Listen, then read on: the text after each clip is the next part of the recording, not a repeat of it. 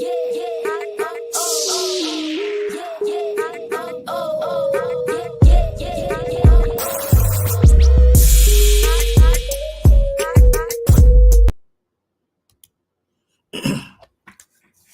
everybody. It's Dr. Rick dropping in on you. Hope everybody is having an unbelievable start to your week. And I'm always going to intro my content, especially video content, with that wish, because that's my wish. My wish is for people to have great days, not blah, blah days, not average days. You're going to have some rough days. You're going to have some ins and outs, some ups and downs, some setbacks. That's life. You're going to have frustrations, delays, disappointments. All that's a part of life. That's par for the course. But my desire is every day that you have a great day. And there are ways to have great days, even when things aren't going your way. And my desire is to, first of all, speak it into your lives, put it in to your particular atmosphere, and set a seed that hopefully you take hold to. So that's always going to be that. People say, he said the same thing. It's because that's what I want. That's what I mean. I think there has to be consistency in thought, consistency in focus, consistency in intent to accomplish anything. So there are going to be some strong consistencies in what you hear me say, strong consistencies in my train of thought, because that's what produces the consistent thought, the consistent conversation, the consistent actions. If you're not consistent in what you're doing, it's going to be hard to get consistent results. With that being said, look, it's Money Monday, and Wealth Wednesdays are starting. Wealth Building Wednesdays are starting to become the focal point of the week for a lot of people, and understandably so. What's the difference between Money Monday and Wealth Wednesday? Money Monday is about the front end of it to me. The front end of it is finding ways to generate revenue so that you have ways to invest in mechanisms that build wealth. Wealth Building Wednesdays is more about the wealth building, the back end. What do you do with the money that you get? So today we're going to talk about ways to make money, but I do want to point everybody to the opportunity to be a part of the Legacy Wealth program, which I created for people who want to go along a journey. I am in the process now of taking Rick Wallace Enterprises and its subsidiaries and scaling out certain ones and moving into the next level. This is about a journey, never being satisfied, always pushing, always finding new means to expand. Because when you expand, we have to understand first and foremost, money is simply a tool. It's an instrument. When people start to understand the psychology of money, it makes it easier for them to build what they need to build mentally and emotionally to get it so they can do what they want to with it. It's never about money. If you actually stop and think long enough, we work so hard and we go so hard in the paint, chasing the bag, we forget what's really going on. Money is simply an instrument. You want $1 million, not because you want $1 million. You want $1 million because what you can do with $1 million, what the $1 million represents for you. And $1 million may represent a different thing for different people. Some people, it represents a sense of financial stability. Others, it represents the ability to travel. Other, it represents the capital they need to start a business and live life at the level that they want to, how they want to. For others, it's the beginning of setting up generational wealth, and on and on and on. So it's always about what you want. Money is always about whether it's $50 for a pair of shoes. It's for something. You want it for something. It's nothing if you don't use it to build something and it has meaning. And so that's the big thing about that. So I decided to take people on this journey with me as we're growing, and everybody's going to be in a different place. This isn't about making anybody feel big, feel small, or anything like that. It's about creating an opportunity for people to learn things that aren't being taught in schools, things that aren't being taught in the average conversation, discussions we aren't having that we should be having. And that is what we're going to be doing. Now, Legacy Wealth is going to be a 6-month program, but it's also going to include a lifetime membership into our mastermind group, which is the Epic Realm. And this is literally what people bring their business ideas, their social ideas, everything, and we put them on the table. And the people in there are people, most of them have worked with me as their life strategist, life coach, counselor, therapist, or whatever, in a number of different places. But they've worked with me, and these are people who are successful in what they do. We have CEOs in there. We have nurse practitioners in there. We have psychologists in there. We have business owners in there. We have a CEO of a clinic in there. We have a bunch of people in there who have done some things, and they are there to fan your flames. They are there to look at your ideas. They are there to get you to the next level so that you become a part of the brainchild that we help other people come in. And this is a lifetime membership that comes along with the program for Legacy Wealth, which is a 6-month program of teaching you the basics of how to generate revenue, how to use that revenue to understand how wealth is built, what we think versus what should be thought, the whole nine. And the link is in the box. If you're serious about changing your life, this is an opportunity to do that. If you want to be a part of the Legacy Wealth group and to get the training, the link is in the box. So let's talk. It's Money Monday. And I was thinking, what could I do today? Well, we're talking about generating revenue. Now, we talk about wealth also on Wednesday. And so I'll have interchangeable conversations about it because it all comes together at some point. But in order to generate wealth, people say, well, you got to have money. Well, you can create money. Well, you got to have a way to get. And so there are all these myths and ideas about how you get money, how you create money, how much money you have to have in order to make something happen. A lot of people don't even understand the difference between currency and money. And we're going to talk about all those things over the course of these days that we're going to do this. And I'm going to be doing this throughout the remainder of this year and next year. Money Mondays is going to stay with us. Wealth Building Wednesdays is going to stay with us. It's going to be a part of the Legacy Wealth project. But check this out. Here's something that you need to understand, that there's no such thing as lack. We live in a world and a universe full of abundance. Here's the challenge, though. The most powerful force in this universe is your mind. Whatever your mind says is real becomes real. That's what they mean when they say perception is reality. If I accept that there's lack, there's lack. Lack will rule my life. If I accept that there's abundance, even when I can see nothing, I still believe that there's a way. The most powerful thing that you have in wealth generation is your mind. The most powerful thing you have in revenue generation is your mind.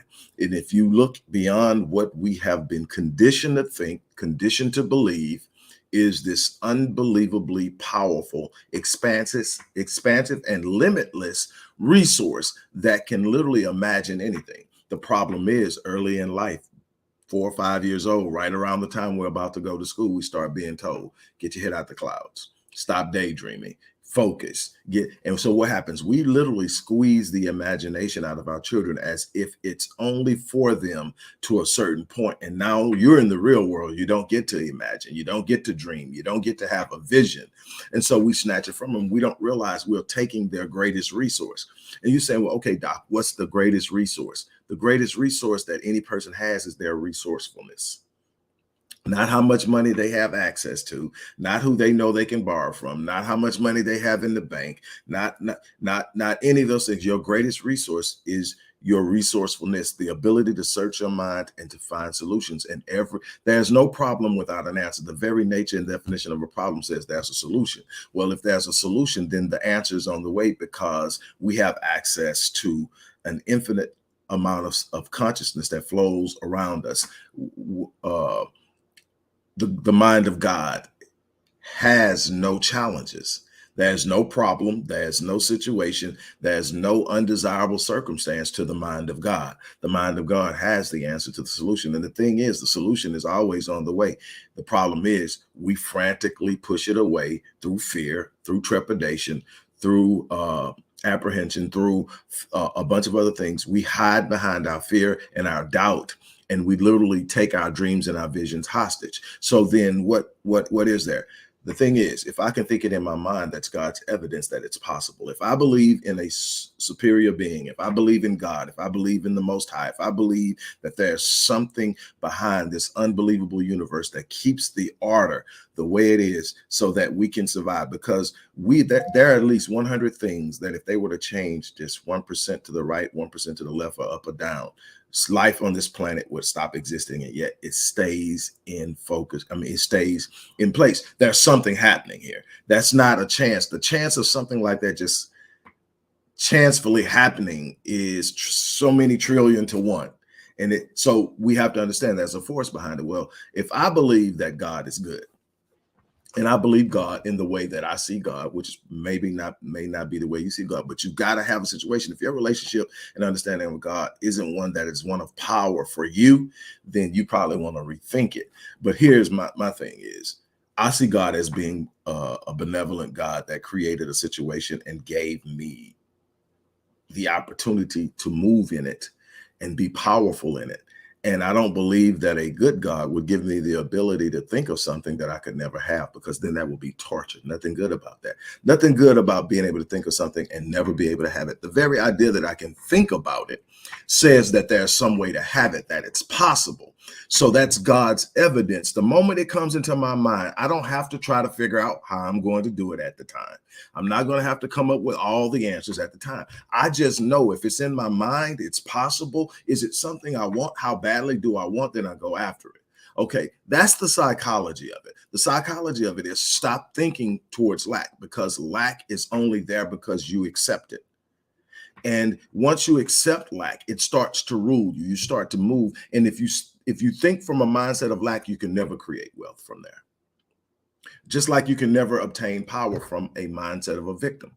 If you are in a victim mindset, you will never experience power, because all the power is given to the people that you're blaming for your situation. Doesn't mean they didn't do something. It just means you can't give them your power by placing blame and pointing fingers. At some point, you have to say, what am I going to do about it? Same thing with what you see around you that is perceived as lack. It's just that you're looking at your circumstances from where you're sitting and not understanding that there's something greater outside those circumstances. So then what should we do?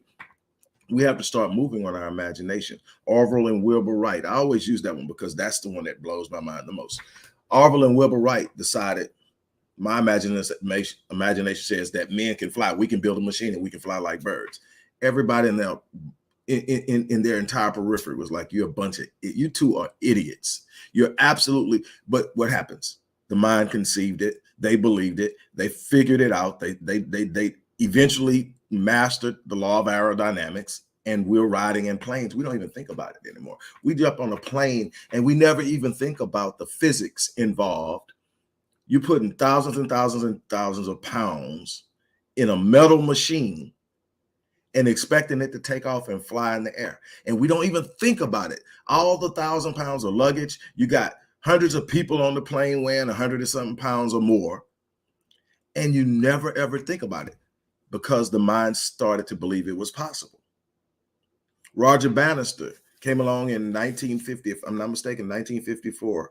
And before that, nobody had ever run the mile in under 4 minutes. The 4-minute barrier was the monster. You can't run a mile in under 4 minutes was the belief. And then there was a side belief that made it even more unlikely that it would ever be conquered, is the belief that if you somehow figure out how to run the mile in under 4 minutes, you won't live to celebrate it because your heart will explode. They literally believe that if you ran a mile in under 4 minutes, your heart will explode. Well, we know so much more about science now. We know that isn't going to happen, but that's what they thought. Can you imagine how many people were on pace to break that 4-minute barrier and realize they was on pace, and out of fear of their heart exploding, reeled in their pace and never broke that barrier? One day, Roger Bannister decides he's going to break the 4-minute barrier, and he runs the mile under 4 minutes, and everybody loses their mind and all this. And the crazy thing is, when they ask him, how did you change your training? Did you change something? What did you do? He said, I simply ran it 1,000 times in my head. I literally ran it in my head 1,000 times. Here's the thing. The mind does not have the ability to determine the difference between what is real and what is imagined. That's the power of the imagination. That's the power of creation. That's what God has given you. So I want to put that in your mind before I break down the principles of business, which is how many of you are going to generate revenue so that you have what you need in order to invest and take care of your family and hedge and leverage whatever you may be doing as your primary income. Okay, we offer services where we literally help people build online businesses. You can either do it yourself or we can do it for you. We do all that. But and to understand this thing, what is a business? People overcomplicate things to sound important. So a lot of people will talk about businesses and companies and it's this and I had to go get that done. I had to go get that. Yeah, you need to structure your company right. But at the most elementary or rudimentary levels, a business is simply a transaction where you give somebody something they want and they give you what you want in return. So then what is a business? A business is simply seeing a needing, meeting it. Well, what I have discovered in the way that I move is there are certain things that have more guaranteed longevity and sustainability, and that is problem solving. When you find a group of people where the sample is large enough that have a problem and you can solve that problem with your skill set, with your expertise, with your gift, whatever it is. If you can solve that problem, if you can meet that need, they will pay you. And depending upon how rare the solution is and how well you deliver it and how uniquely you deliver it, there is going to be revenue. So in essence, the first element and component of creating a business, no matter where it is solving a problem.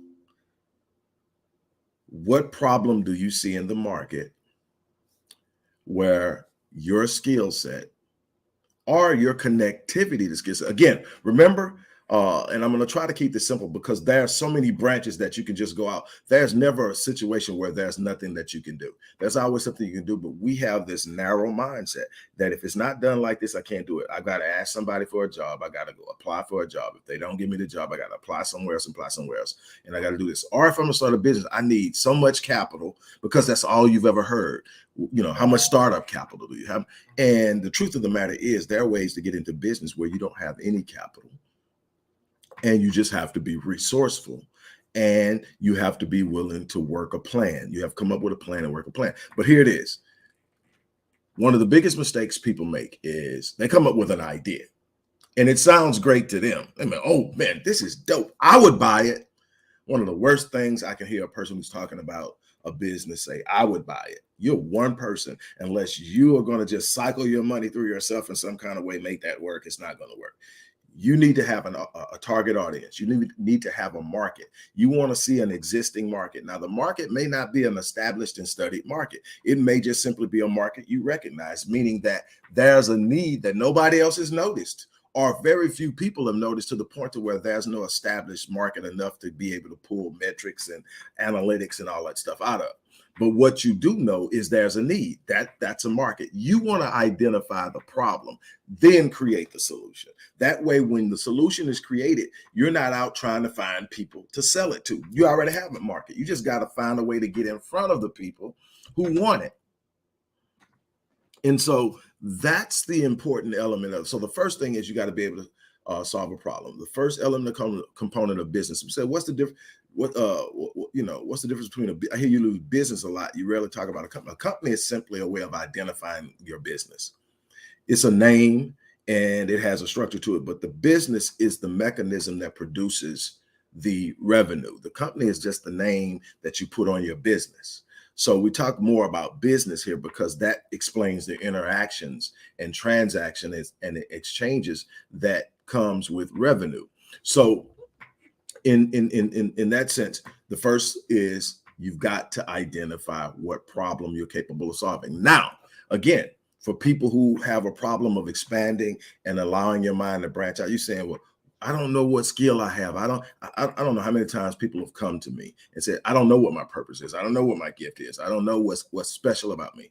Well, that doesn't mean you got to wait until you figure that out to get into the game of business. What you need to do is to find out, here's something. People will tell you, he never says no. And what they mean by that is if somebody comes up and says, hey man, do you know how I can get this done? Or do you think you can? The answer is yes. If I am not an expert in it, it's not my area, I guarantee I know someone who does, or I can go find the person who does and I can get it done. What I'm going to do, if somebody comes to me and say, hey man, this is a problem I have, what's going on, how can I do it? I'm going to say, hey man, give me a minute, I'm going to get it figured out for you and I'll get back to you with the pricing. What am I doing? I'm giving myself a time to go find the person who does it, find out what their pricing is, get them to reduce their pricing so that I can get a cut out of it, reduce their pricing, take it to them at their pricing, at their regular pricing, sell it at their pricing, take a cut out of it and do it. Or I find a way to partner with them to do it on a long-term basis. So now I just got a new business. Why? Because a person came to me and said they had a problem. It wasn't my area of expertise, but I could find somebody who did it. And you're going to find that you can outsource a bunch of stuff that you're not going to be. And at some point, you're going to scale your business and you're going to have to outsource anyway. You're going to have to outsource a hire or whatever. You're not going to be able to constantly do everything. And trying to do so is going to strangle your business. And we're going to talk about that later on another day. Okay, so then here's the thing. If I don't, and that's why we tell people you can launch a business in 7 days. I can help you do it, or I can teach you how to do it, or I can do it for you. But you can launch a business in 7 days. Well, how can I do that? I don't even know. There are people out there who will pay you to promote their services and their products. It's called affiliate marketing. You sit up, you create you don't even need an entire website. You just need a landing page somewhere where you can share a link that they're going to give you if you're doing an affiliate marketing program. And I had somebody that contacted me not that long ago, said, hey, Doc, some of the services you're offering, as far as, matter of fact, the services that you're offering where you help people build businesses, I think you would be a great fit for what I do. I teach a course that's a professional course, helping people become, I'm not going to say what it is, but I guess I can, tax preparers. And what I want to do is I want to work with you on the front end and the back end. The front end is I want you to promote my course and I'll give you a certain percentage. I'm not going to say what the percent, I'll give you a certain percentage of anyone who signs up, and we come up with the details of how I'm going to get paid, when I'm going to get paid, how long they have to be in the course before I get paid, now a bunch of other stuff. But on the back end, what happens is they're going to come out of that course and want to start a business. And that's where I come in. You have an answer to what someone needs. Now you need to be able to present it. And that's the online mechanism. So all of this stuff comes together. So you can go out and you can find something. There are places like ClickBank, Max Bounty, Commission Junction, Amazon, that literally have affiliate programs that will pay you to promote their products. And they have ways to make sure that you're protected. They're going to give you a link. They're going to use certain types of cookies on their site. So I know that Amazon, and I used Amazon way back when, their commissions are a little bit too low for me to be getting involved with. But when you're trying to do whatever you do whatever. I used Amazon commissions, and I'm still an Amazon affiliate, and I have their links on my site. So I haven't even checked it in a while. But what happens is with them is they have cookies. So like, for instance, if somebody clicks a link that you create promoting a product, and you can promote a product or you can promote a page or whatever, and they click that and they go to that page and they don't buy, the cookies that are used by Amazon will literally log that link and show that customer, that their IP address, and shows that customer has been there. If that customer comes back within 30 to 40 days or whatever it is and buys, you still get a commission, because I think it's either 60 days or something like that they literally keep that cookie, and they know that you initially referred them there, and they will still pay you for that commission.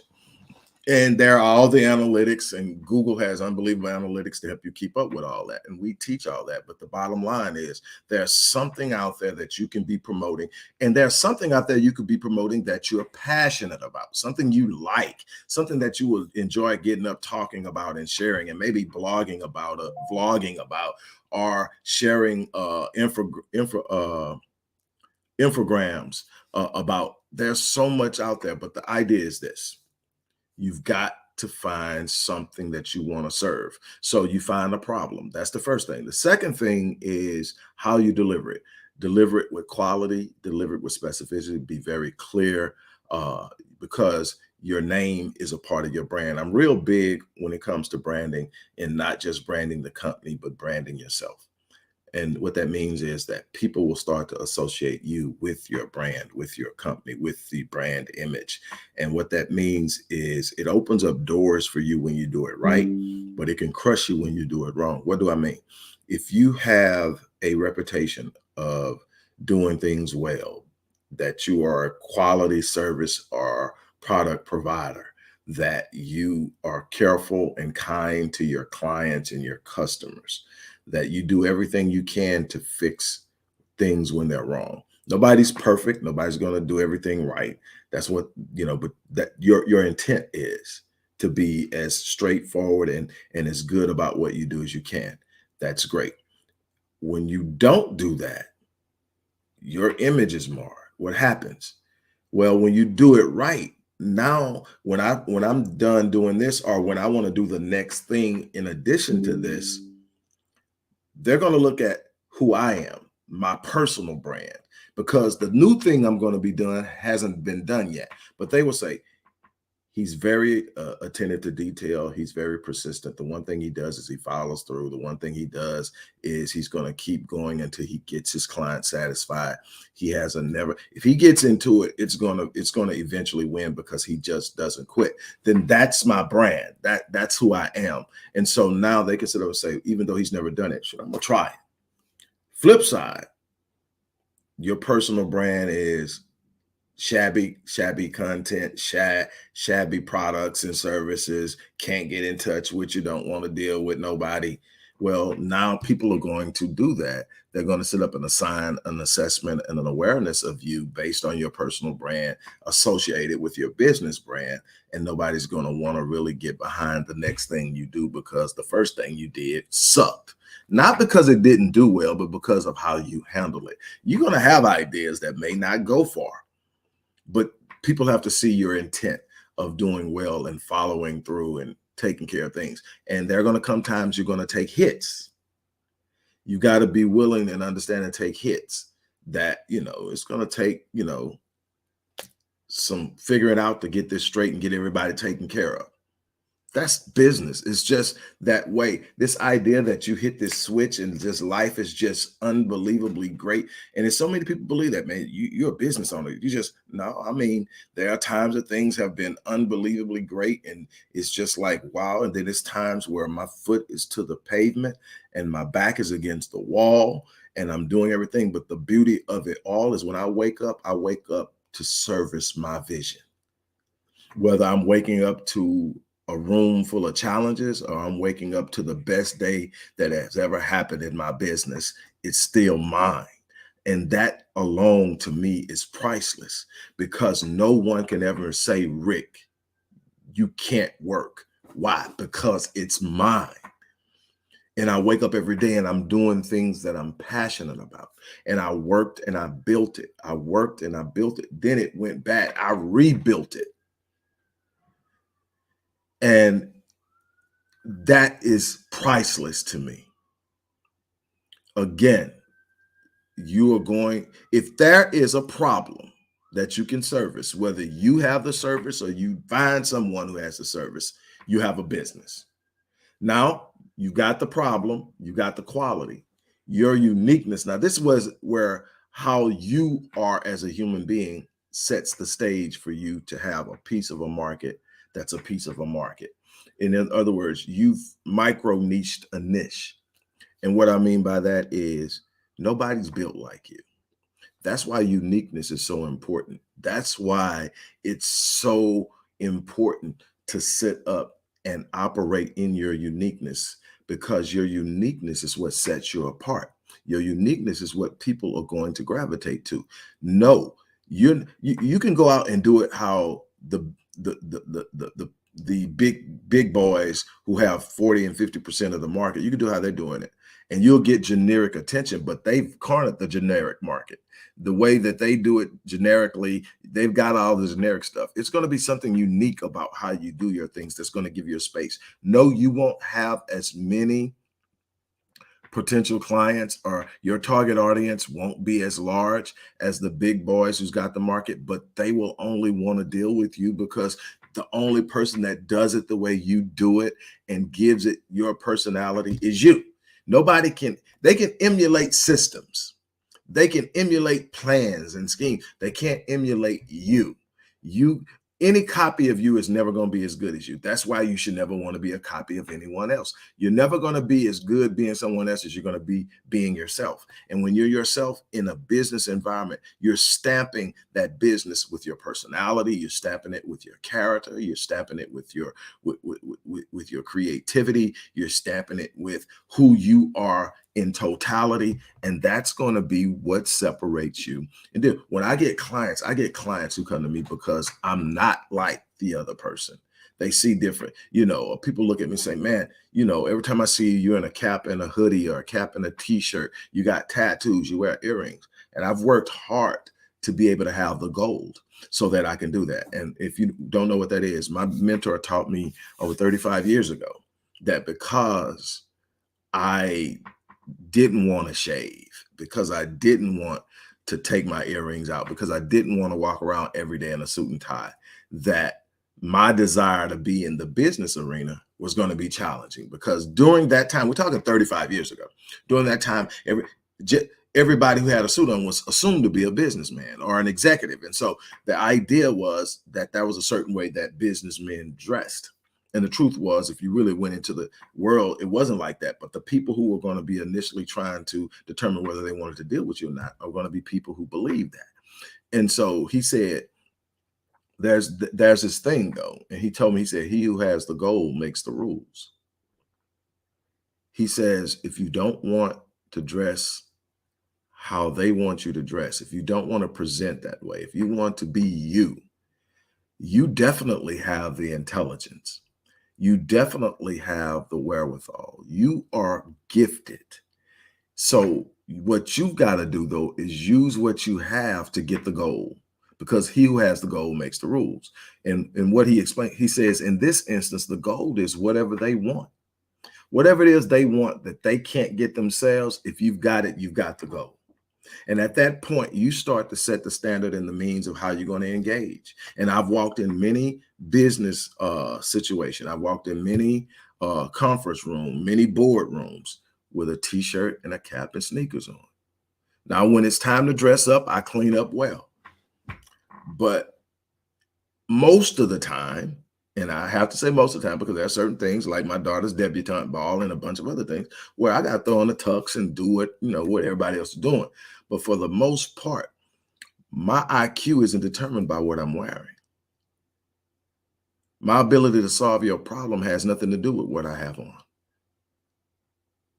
My ability to solve the problem is the years and years and hours I've taken in mastering my craft, in being good at what I'm good at, and being exceptional at what I'm great at. It's that. And if you want it the way that I do it, it's me. And that way I get to sit up and say, hey, this. So people are going to, some people are going to sit up and say, I like that. Other people are going to sit up and say, I'm not feeling that. And that's something else you're going to have to learn to be okay with, is that not everybody's going to want your product. Not everybody's going to like your brand. Not everybody's going to like the way you operate. You're not there to please everybody. You're there to please the people who connect with you. You're there to meet the people who can make sense of who you are because of who they are, and you do business with them. You're there to sit up and say, I've got a solution. Who wants it? And if they don't want it, you let them move it. Nobody can sell everybody. And that's not your job. Your job is to get out there and find the people who you can meet, the people that you're going to enjoy providing a solution for. And if you do that, if you find the problem, create the solution, deliver it with quality and professionalism, and you do it in your own unique way, you're going to always have some room. And the beautiful thing is, if things get crazy and things get back, what do you have? You have your imagination. You go out and you create something different. You're never stuck in a place because you're never stuck with your mind being locked unless you lock it. And you got to get rid of that. One of matter of fact, my number one selling course is Crushing Limiting Beliefs. Why? Because that's the thing that holds people back the most. The idea that I can't. We put so many boundaries and boxes around our kids. It happened to us. Our parents thought they were protecting us. We don't want you going out there trying to do that and get hurt, or go out there and trying to do that and get devastated. So we're going to keep you safe. You can do this. We know you can do this. So go do this. And this is pretty much what it's going to be. So don't. You really think you can do that? I mean, just all kind of doubt, just seeds of doubt planted over and over again. And it's coming from every direction. And then you're looking at the environment you're growing up in, and you go, well, hell, I'm dreaming about this, but I don't see anybody in my world doing it. Maybe it's not meant for people in my world. So then you buy into another limitation that you've got to come from a particular background to be able to do something. And what happens? Over time, you create this paradigm of performance. This is who I am. This is what I'm going to do. I'm not going to sit up and bang my head against the wall trying to do something different. And the truth of the matter is, the only walls that you have are the limitations you created with your mind. Shake that off. Because I'm telling you that though it's not easy, it's not magic. You're not going to sit up and have some kind of cantation and everything falls into place. What I'm telling you is that's absolutely nothing that can be withheld from you if you make up in your mind that you're going to have it. If you talk it, you sleep it, you dream it, you speak it, you think it, it will manifest itself. Now, it's not going to come easy. The bigger it is, the harder you're going to have to work for it. Probably the longer you're going to have to wait in patience, in process to get it. But what I'm telling you is, the longer you wait for something to manifest, the greater the reward. I can promise you that from experience, not something I studied or read in a book. I'm telling you, the things that I've had to fight the hardest for and wait the longest for, when it hit, I sit up and say, oh, it was worth it. Yeah, it was worth it. Every tear, every heartache, every moment I woke up and thought that today is the day and then found out it wasn't. All those, I'm telling you, I've been there where I needed a deal. The deal is not going through. I needed the deal. It's not going through. And then you look up and go, man. But when the deal came through, it was sweeter than I ever anticipated. It was bigger and better than I ever thought. What I'm trying to tell you is this universe has a way of returning to you what you put out there. God, God created it that way. You can call it sowing and reaping. You can call it the law of reciprocity. But what I'm telling you is that you cannot sit up and consistently put something out day in and day out and it not come back to you.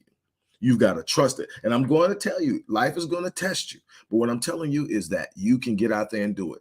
And why am I talking so much on the psychology side? Because psychology is going to be 80% of your success. If you don't believe you can, I don't care what kind of plan you get, it's not going to work. If you don't have the understanding of being invested in yourself at a level that you're going all in, I don't care how well you plan it or think it out, it's not going to happen. I've seen people with splendid plans get nowhere. I've seen people with just an idea blow the world completely wide open because they just knew they could and nothing was going to stop them. They didn't know jack when they started. I have a client who came to me. The brother is on the autism spectrum. He is on the autism spectrum. It's Asperger's, but it's still on the spectrum. This brother came to me. He says, hey, I need you to help me. I just need to be able to focus. This brother has put together an international conglomerate. It took him 6 years. But every time he would find another piece of the puzzle, he would come back. Hey, Doc, guess what? I met this guy. And this guy, and I'm talking about this guy is from America, a Black man with autism. And he's created a conglomerate of people who are experts in their particular areas around the world and brought them all in one place and convinced them to work together. And I'm just sitting up and going, you can't tell me what's possible and what's not possible. You can't tell me. I have a client who has Down syndrome, who has become a professional model. I'm telling you that There is no such thing as can't until you accept it. That's why I keep talking about it more than I'm probably talking about mechanisms, because if you find something that people absolutely need, now there are the want things, and you can sell one thing. I'm not big into want things because wants change. I'm not big into trends because trends change. It's a lot of changing to keep jumping trends to make money, but some people are good at it. Some people are have a t-shirt niche that jumps trends. It depends on what's hot, what's on that t-shirt, and they are just good at it. They sell it. A lot of people made good money on the front end of the pandemic with the mask. Now you can buy a mask in every darn store in America almost, and so that died. But for a while, it was a nice. I mean, I'm not. The thing is, that's a lot of jumping in and jumping out. It depends on what's going on. But the thing is, when you sit up and say, "I'm in," at the core of what I do, I'm in mental health and human performance. That's what human behavior, mental health, human performance. I'm always going to be needed. I just have to find the best way to present to get the most out of myself and to give the most to the world. That's my challenge every day. Am I doing the best I can? Am I reaching the most people? And so that's what's going. But you find you. And here's what I'm gonna tell you, and then I'll be done.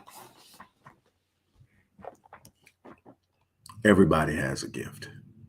Like I said, I've worked with people with autism. I've worked with people with Down syndrome. I've worked with people with ADHD. I've worked with people from extreme poverty. I've worked with people from abundance. And what I can tell you, I have yet to meet a person in my own work or in studying my craft and in observing people. I've yet to meet a person without a gift. The gift will make room for you and bring you before great men. I believe that with all my heart. Your gift will make room for you. I'm telling you, my gift has done so much for me.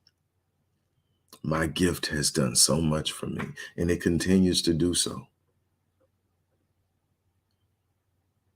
Let your gift go to work. There's no reason that you shouldn't have at least 2 independent streams of income. I didn't put those links in there because I wanted this to be straight. But if you want to be a part of what we're doing, I'm telling you that within 6 months, you'll be well on your way to doing something different in your life that will change your life forever. If you're willing to adapt the mindset, it's going to start here. I don't care what's in your bank account. I don't care where you work at. I don't care. What I care about is, can you free this up long enough to get outside of that box you've been thinking in and think laterally? If you can, your life can change. It's not going to be easy, but it can change. And that's what I want you to focus on. That's what I want you to look at and believe in. On that note, look, I'm going to get ready to get out of here. I stayed way longer than I planned on it, but I wanted to really get this point across on multiple levels. I hope I did. For those of you who want to be a part of the legacy of Legacy Wealth, the link is in there. And I want people who are going to really take it seriously, because it's work and it's effort on my part and my team's part. And I really want people who are going to take it seriously. But I want people who want to get out of the box and do something different. It's going to take radical movement, radical thought, radical behavior. You can't play it safe. You're not going to hide in your corner of comfort and get exceptional. That's not how this world works. That's not how God designed it. You're going to have to get out the box. You have to execute some faith in order to get something great. It's just that simple. And you're going to bump your head a few times. That's life. But I promise you that if you're consistently pursuing something, it's going to work out for you. I promise. On that note, I'm going to get ready to get out of here. Again, if you want to join Legacy Wealth, you want to participate in the 6-month program and become a lifetime member of Epic Realm, the mastermind group and think tank, the link is in the box. On that note, I'm out of here. You guys have an unbelievable day.